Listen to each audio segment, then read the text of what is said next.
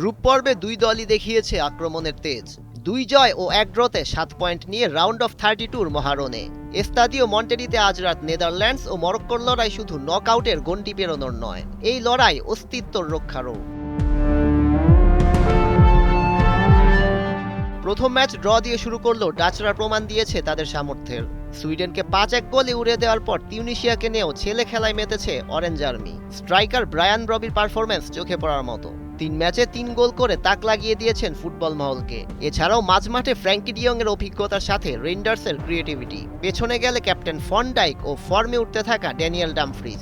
এ যেন এক অপ্রতিরোধ্য নেদারল্যান্ডস। গেল আসরের সেমিফাইনালিস্ট মরক্কো এবার টার্গেট সেট করেছে লম্বা রেসের। গ্রুপ পর্বে ব্রাজিলের সঙ্গে পাল্লা দেয়া আটলাস লায়নরাও এবারের বিশ্বকাপের হট ফেভারিট।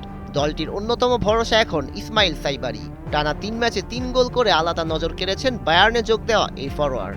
এছাড়াও স্পটলাইটে আছেন আইয়ুব বুয়াদ্দি। মাঝ মাঠে বল দখলের ক্ষমতা তাকে বানিয়েছে নতুন রাজা। সাথে আছেন আমরাবাত, হাকিমি ও মাজরাউই। গোলকিপিং থেকে অ্যাটাকিং সব পজিশনেই আফকন চ্যাম্পিয়নদের রাজত্ব। শক্তিশালী মরক্কো দলকে ক্রেডিট দিতে ভুল করেননি নেদারল্যান্ডস কোচ রোনাল্ড কোম্যান। 63 বছর বয়সী ডাচম্যান জানিয়েছেন, আশরাফ হাকিমিদের দলে ট্যালেন্টের অভাব নেই, তবে আটলাস লায়নদের যে কৌশল আটকাতে হবে তা তিনি জানেন, আর তাই আফকন চ্যাম্পিয়নদের নিয়ে তিনি খুব একটা চিন্তিত নন। অন্যদিকে কাপ্তান ফন ডাইক আসন্ন ম্যাচকে নিয়ে বেশ এক্সাইটেড।